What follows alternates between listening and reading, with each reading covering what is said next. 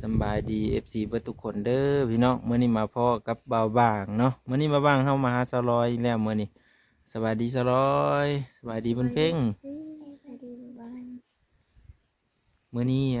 สิมาถามพ่อพี่น้องได้ยินบ่าวหนงว่าสาวลอยว่าเอ้ยพรวิไลน่ะมักบ่าวหนงว่าซั่น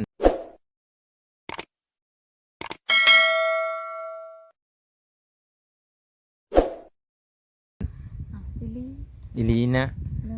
เอาเฮ็ดได้คือฮู้จักว่าอีหลี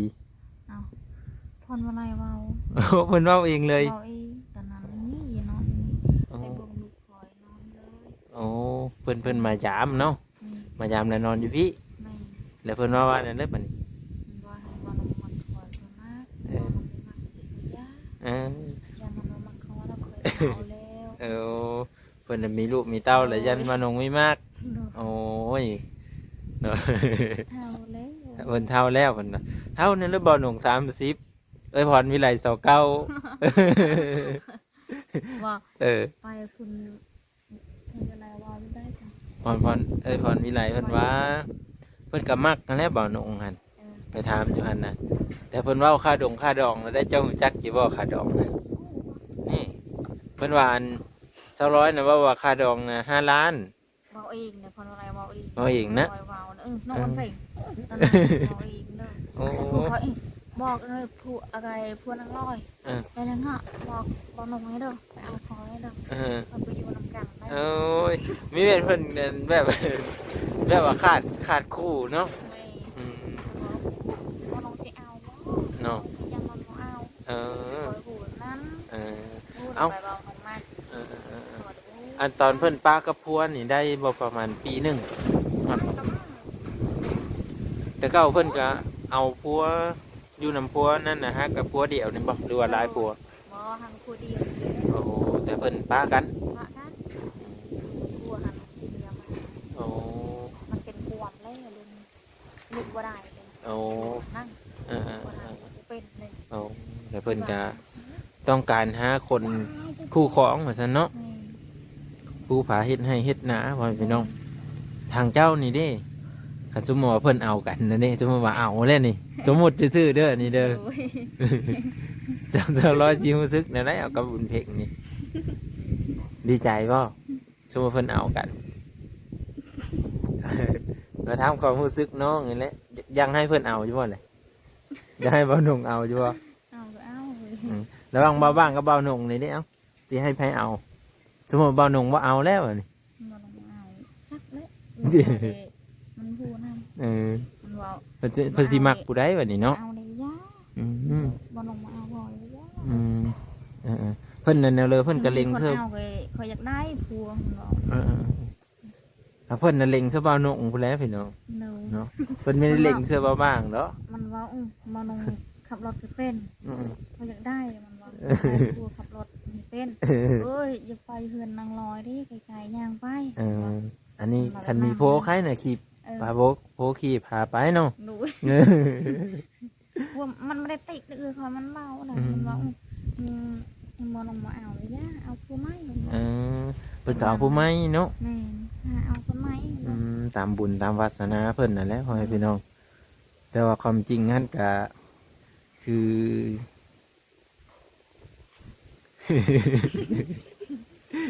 ความจริงก็คือบุญเพ็ง บุญเพ็งก็ตั้งใจฟังเนาะ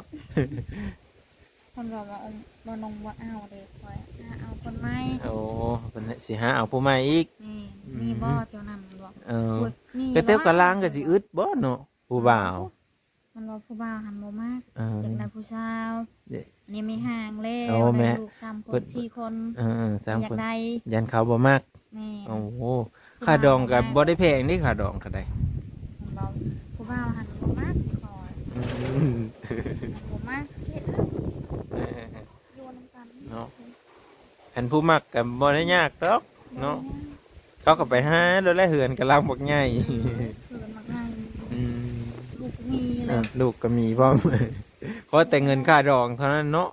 แม่ เฒ่าแก่แนวโหมเพิ่น เลย เรียกพร้อมนะพ่อแม่พี่น้อง ม ก็อาจจะบ่แน่เนาะเพราะว่าพรวิไลเพิ่นก็มีราศีอยู่ได้พ่อแม่พี่น้องเนาะตามเขาเบิ่งก็เพิ่นมักแต่งหน้าแต่งตาได้สลอยเห็นแล้วบ่ ไปพีดีแต่งงาน ก็แปลกอยู่ได้ช่วงนี้คือว่าเพิ่นมักทาสีซบ แปลกมากเอคนที่ทอ ำบอกพออยากให้ลองมาซื้อให้พ่อ ได้ยินอยู่ได้เมื่อวานเมื่อสื่อนั่นน่ะเพิ่นว่าอยากได้พรอืม จบมานี่เองตอนนี้ก็ว่าน้องเที่ยว เออ ครัวพลอยติดต่อให้เด้อพออยากได้ผัว อืม อยากได้ผัว เอออย่าได้โพสเลยเพิ่นมาต้องกึ่งติดต่อเออ ให้ เออ ครัวพลอยไม่อยากติดต่อเลย อืม ให้พ่อติดต่อให้ วันนี้เลยมาว่าน้ำสลอยอีกวันนี้วันนี้เลยให้น้องหันติดต่อผู้บ่าวให้พี่น้องเนาะน้องก็เลยเพิ่นก็เป็นหมอซื้อให้แล้วพ่อพี่น้อง หมอนี่ก็ซื้อนะเพิ่นก็บอกว่าเพิ่นมักเบ้าน้องว่าซั่นนะ ยันบ่ แต่เพิ่นก็แสดงว่าเจ้ายังบ่ทันรู้จักครับคันสมมุติเพิ่นเอานี่ดีใจบ่ ดีใจนะ เนาะเพิ่นได้เป็นครอบเป็นโคแม่นบ่คันบ่เอากับเบ้าหนงหรือว่าเอากับผู้อื่นก็ดีเนาะ ดีคือกัน ก็ยังให้เอาอยู่แม่นบ่ก่อนสิได้มีผู้หาอยู่หากินช่วยกันเพราะว่าเพิ่นก็หาอยู่หากินนี่ก็น่าจะมีแต่ลูกเนาะน่าจะมีแต่ลูกเพราะว่าเห็นลูกเพิ่นน่ะมักไปหากินสามคนบ่4 คนผู้ชายเพิ่นน่ะนะ เป็นมักนาพูดคิดนาเซ่ โอ้ยูเซอร์ น้องเบนพูด น้องเบนเอาเขามีอันนั้นบ่เขามีน้ำบ่โอ้เขามีน้ำน้องน้องเลยน้องคอยได้เอาพูยาบันน้องเบนทันได้เพื่อก่อซื้อเนี่ยเลยก็พูดนะ เสือปาน ผู้กกบ่พูดนะผู้กกปานกกมาต่อมาก็พรวิไลต่อมาแล้วแดงต่อมาแล้วเจ้าโอ้โหพ่อพี่น้อง3-4 คนเพิ่นกองเพลงอยู่เวียงโอ้เพิ่นขึ้นเวียงแม่ลูกทรงเอาผัวแล้วอยู่ไทยเอาเพิ่นผู้อยู่ไทยนี่ซะอยู่ไทยฮะแล้วบ่ได้มาเลยเอาผัวคนไทยบ่เอาผัวคนไทยเอาคนไทยเพิ่นก็มีมายามเลยบ่มายามเลยมากับผัวปีหน้านี่ไปเมื่อปูเคนปูแขนผัวเมียผัวกลับมานํเพิ่นไปได้จักปีแล้วครับโอ้ยระดับได้ขออย่างน้อยน้องพี่น้องได้ขอซ้ำเพิ่นก็ไปกรุงเทพน้ำมู่ซั่นๆเนาะกองเพลงเขากองเพลงกันปะผัวแล้วผัวหันแบบนี้แล้วพรวลัยหันแล้วปะผัวแหละไปกรุงเทพงามกว่าพรวลัยแต่งหน้าแต่งตาอยู่อุ้ยงามเลยใจดิจอนมีดิจอนอีกเอาผู้คนเท่าเดี๋ยวนี้เอาผู้คนเท่าเนี่ยก็ดีแล้วมีผู้เลี้ยงผู้เบิ่งเนาะสิท่าเอาผู้ที่นึงทำบักหน้าขายหมดเลยขายลูกน่ะบ่แม่นบ่บ้านน้ำแดงอยู่บ้านน้ำแดงโอ้แดงผู้นั้นน่ะขายลูกโอ้แต่เพิ่นเลยกลับมาอยู่บ้านเก่าบักหน้าจักเลยลูกผู้ชายหันว้าวอยากได้ผู้หญิงล้วนผู้ชายละขายรถผู้ชายเห็นคนว้าวอยากได้ผู้ชายอยากได้ผู้หญิงเพิ่นอยากได้แต่ลูกผู้หญิงผู้ชายคนว้าวเพิ่นขายเลยคือพ่อมันว้าวก็ยังเอาก็อยากได้ผู้หญิงแล้วเพิ่นหลังจากเพิ่นเลิกลากับผู้นั้นแล้วเพิ่นไปไทยเลยไปเลยโอ้บัดนั้นเฮ็ดจังได๋คืนเลยอันนี้ได้เป็นคืนแล้วมาให้ผู้เห็นได้เฮ็ดได้เจ้าจังฮู้ข่าวซะฮู้ข่าวแม่ส่งว่าเพิ่นติดต่อกันนั่นน่ะขายหน่อยคุณประมาณเจ้าก็ขายขายหน่อยคุณอันขายนั่นได้คือผู้นั้นเป็นผัวเป็นอ้ายเคยยังบ่ได้เอาผัวอยู่นี่โอ้เจ้ายังน้อยตอนนั้น เออ ไปเอาผัว โอ้ ขายหัดพ่อย ขายแล้วไปตกอยู่ไสล่ะเจ้าบัด อยู่ตะเลวใหญ่คุณ เพื่อนไผ เพื่อนพอได้คุยกัน พอสิจื้ออยู่บ่ คอยจื้อบ่ได้ อืม ขายอยู่ตะเลวใหญ่คืออายคอยเห็น โอ้แหละ อายคอยไปเอา เออ โทรนำเลย อืม ผมเพลงพระค่ายฮัดพ่อยนี่ เอออันก็แบบคือสิแม่นผัวโยะอันนั้นเนาะเออ ขายได้ลูกขายได้เจ้าขายมีตีเจ้าขายลูก อืมก็ย่านน่ะเนาะ ย่าง ผู้หญิงแม่นได้บ่พี่น้อง ตีรถทัวร์กินยาบาล เออ ขายไหมขายไม่น้องเจ้าเจ้าบ่ขายไม่ใช่ตี เออ ขนาดอายคอยเป็นมือหันนี่ตะเกียหาตีมันสำเร็จ มันเป็น ขา นะ ดหันอันนี้ โอ้ มือ มันตัด ตัดออก มันตัดเลย ตัดเลย โอ้ยเพื่อปัจจัยโหดแท้เนาะพ่อแม่พี่น้อง นะมันไร อืม เปิดมาไอ้ตัวนี้พอไปเลยแล้วขนาดเอือคอยปากเลยบ่สนใจ อืม ขาด ลูก แต่ลูก ลูกเราได้สาขายหมดเลย ขายหมดไม่มีลูกเลยอยู่กับมัน อ่ามันจะอยู่คนเดียวมัน อยู่คนเดียวมันหลอกเท่านั้นแหละ น่าจะเป็นเวรกรรมของเราเองแน่เนาะบัดนี้ ในมันเลย เออ ลูกใหญ่แล้วเลี้ยงใหญ่แล้วพอค่ายลูก เออ ใหญ่แล้วพอค่ายลูก อืม คือคอยนั่นแหละนี่คอยใหญ่ทำนี้คอยพอค่าย อืมระวังเด้อบุญเวงเด้อ คอย บุญเวงจะระวังเด้อ ว่าเร็ว แต่แม่เจ้าก็แพงเจ้าอยู่นี่ฮะอืม ผมไม่ได้เห็นนะ เนาะ อันนั้นบ่ขายฮอดลูกเนาะ ลูกเลยเด้อเพลงเด้อเห็นค่าคอยหน้าเคยเนาะ โอ้ไปขายแล้วไปตกอยู่แต่แล้วหัน แม่นก็เห็น เออ คนติดตามบงไปเอาเด้อน้องยาวเด้อ เออ มีเด้อบักหนักขายด้วยเด้อคนมาเอา โอ้ ต่อเลย แบบเป็นหูจักเนาะ แม่นรู้จักเลยคนมาเอา อืม คนมาเอา อันนี้คือเรื่องราวชีวิตของสลอย โโห อันนี้กับบ่ฮู้จักได้พ่อแม่พี่น้องเอ้ยน้องฮาก็ได้ยินสลอยนี่ เด้นั่นนะ ก็สิประมาณใหญ่กว่าบุญมีพุ่นเลยเนาะ ง่ายทำแม่ลูกแม่นองนาจำนั้น โอ้ พอยไปหากินมันบอกไปนั่งร้อยไปหากิน เออ ไปเอาน้ำไม้น้ำเมาะไปเอาหอยให้มันบอกเลย แบบเขาโยกไปเนาะ หนวกไป อืม พัวหันอยู่ เสียเจ้าก็สิมิ้วอยู่ได้เนาะ พอยไปเมื่อน้ำไปไปมืออื่นไปชุ่มไปไปชุ่มเนี่ยมือ เออ เราคุณนอน บัดนั้นแหละครับนี่ช่วงเลยขายเลย ขายเลยชุ่มเลย ให้บ่ตอนนั้น อุ้ยขายแล้วเลยจะขาย เออ ปัดคออย่างนั้น ป้าอยู่ผู้เดียว เปาพอดีเขาขายเองคือคอยว่าขายดีมันจะตี เอ้ยปัดยันเราตี เพียดมันมาไปน อืม ำเพดมันไป กระยานเนี่ยเนาะ ย่าม แม่นแน่ ขนาดลูก พี่น้อง ตัวเองนึงขายหมด เนาะ มีหัดลูกคนหนึ่งเลย จะขายลูกมาขายหอนน้อง ขายทำน้อง ใจมันเห็ดด้วยหยังเนาะโอ้ยพี่น้องเอ้ย เมื่อเป็นเจ้า อืม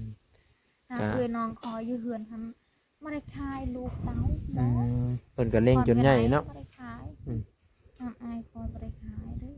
คือเอ้ยเพิ่นก็ นางแดงเลยไม่ได้ขาย เลี้ยงลูก4-5 คนก็จนใหญ่มันเนาะ ง่ายแต่ฟังหมด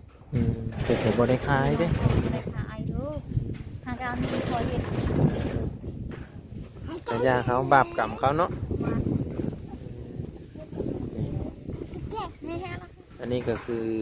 ชีวิตของสลอยเพิ่นได้เล่าสู่ฟังพ่อแม่พี่น้อง ก็คือ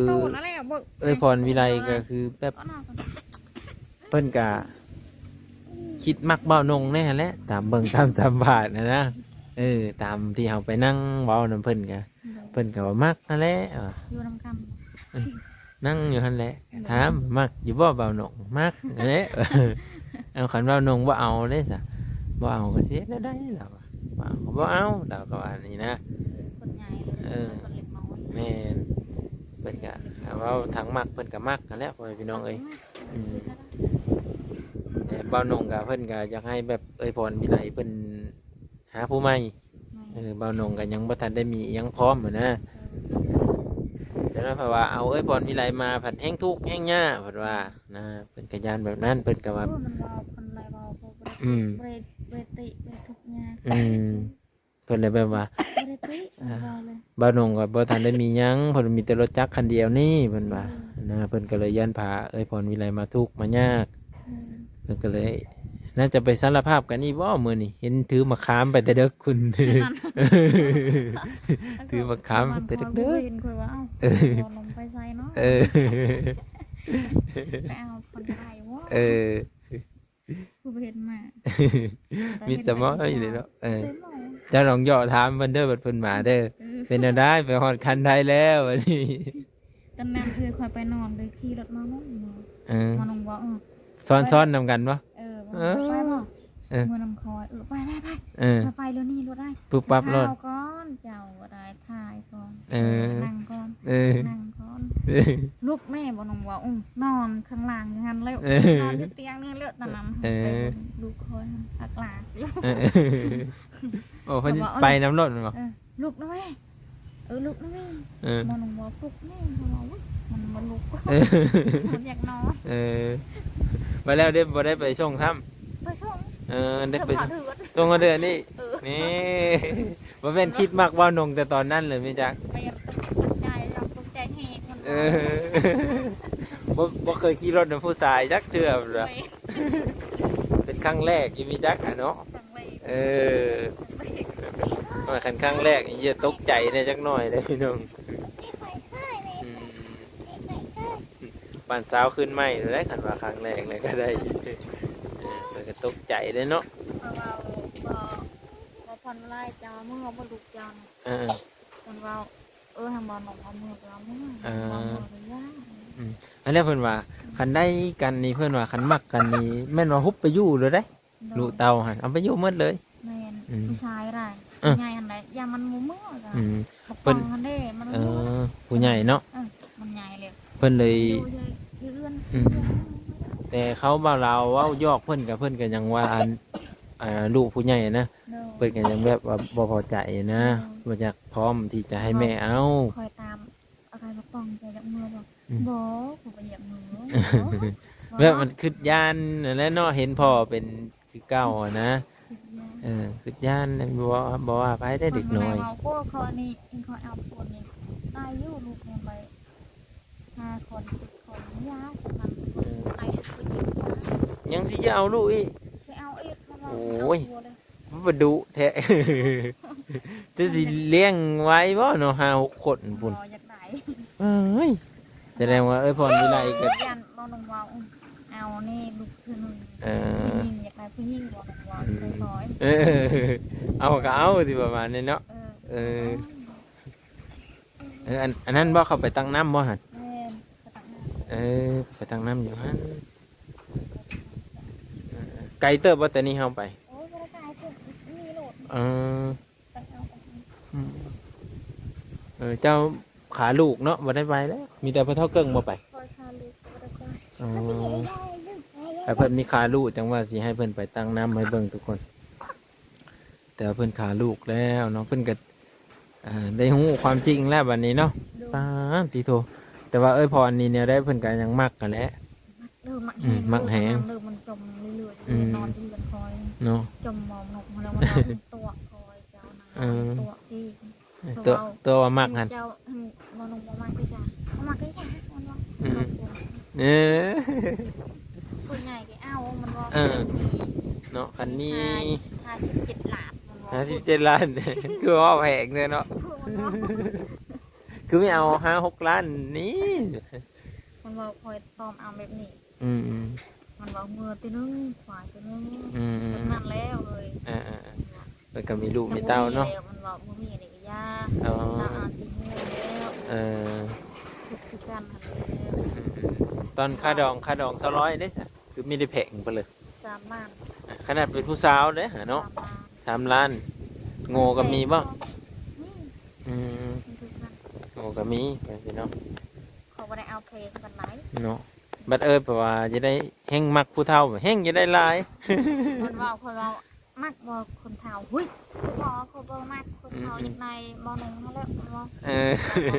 เออโอ้เพิ่นมาจมอยู่ในเหือนนี้ จมอยู่เฮือนนี่เรือบ่ได้นอนเลย โอ้ คือว่าป้าทุกหมดคืนเจ้าจม นั่งพังเพิ่นเว้า นั่งอยู่หันแล้วนั่งเมาอยู่หันผู้เดียวหัน เอ แล้ว อ บอกพี่ได้เด้น้องชิมา แสดงว่าครั้งฮักก็ดีได้นี่ น่าจะดีได้มันขึ้นจะได้ตกใจบอกตกใจให้ยังน้องมักคอ สงสัยไปตกใจตอนขี่รถ อะไรบอกอยากแต่งงานในงามบ่คอย ก็งานไม่ได้ถาเขาแปลงเสียเนาะเฮ็ดไปเลยในหนุ่มเพลงเนาะ ถ้าเบิ่งบัดดองบุญเพลงนี่ก็เบิ่งแล้วนี่เนาะบุญเพลงไปเลยเนาะแล้วก็เป็นคือเพลงไปเลยแก้มเจ้าไปเลยนั่นแหละเอาพอพี่น้องก็มาบอกอันสาวร้อยเนาะบอกข่าวดีเพิ่นเอ้ยพรวิไลกับบ่าวนงพี่น้องเอ้ย สาวร้อยเพิ่นรู้จักก็ยิ้มไปตามนะสาวร้อยว่าคันเอ้ยเอาก็ดีใจแล้วเพิ่นว่า ดีใจนะ เพิ่นก็จะ ไปเอาคนที่บ้านกินยามา เนาะกินยามงยามาบ่ให้เอาเนาะ เอา เพิ่นก็อยากให้เอ้ยเป็นพังเป็นฟ้า ว่าโอ้ยบอนงนายรถอันนี้คอยดีใจนำแล้วนายรถคันใหม่ เนาะ ได้แล้วบอนงเอา เพิ่นแห่งจะได้เนี่ยเพิ่นว่าตกใจ ตกใจเฮงมันลงมานับนางลอยโอ้ยคืนเนี่ยโว้พยายามมันบอกยังเขาบอกก็โลดจะอยากได้เอาเขาบริโภคเจ้าเอามาเอาไปยา กันบ่เอาเบ้านงก็เอาผู้อื่นซะเนาะ ว่าเอ็นมันอยากได้บอล มันจังได้เบ้านงอีก ว่ามันอยากได้คนอื่น เพิ่นสิบ่มาพี่อีกบ่เนาะค่อยว่าแนวใดเพิ่นก็ต้องมาอีกจักเทื่อหนึงเนาะตายโลดเบ้านงแล้วสิคุบเอาแท้ๆผิดดีได้มัน วิดี คนเวลามาผิดดีจะได้กินงูอีกได้หมดเอา ดีคอแบบนั้นเลย แบบใดคันไปนำกัน ไปทำกันนี่ผิดเลย พี่โลด ผิดโลด ตายแล้วบ่ว่างก็สิมีการเอาเพิ่นเลยขี่รถนำได้พี่น้อง ขนาดคอยไปเมื่อคืนผิดโลด โอ้โอ้ขันไปนำกันแล้วแม่นเขาเห็นแล้วพิธีเลยเคลมอยู่นำกันอยู่เหือนพวงแล้วแต่งงานจะตื้อแต่งงานเป็นเสมออยู่นำกันก่อนเอากันสมมติว่าคือแบบไปลิ้นนะมั้งไปลิ้นนำผู้สาวหรือพาผู้สาวไปลิ้นอยู่หั่นอยู่นี่ขี่รถไปนำกันขี่รถไปนำกันได้ขันสมมติผู้หญิงไปแล้วไปอยู่เฮือนผู้ชายนั่นแหละพิธีเลยนะโอ้โอ้แล้วรถแต่งเอาพ่อไม่ซ้ำว่าแต่งเอาเขาเลยแหละเนาะพี่ผิดข้องคนนะพ้องง่ายๆก็คือบ่อยากให้ผู้หญิงเงินไปโลโลเล่ๆนะใช่ทั้งนั้นเลย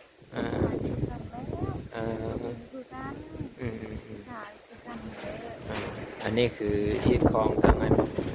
หมู่บ้านทางฮิตจำพีของเขาสลอยอันนี้เนาะอันนี้เพิ่นก็ได้ว่าสู่ฝังไว้พี่น้อง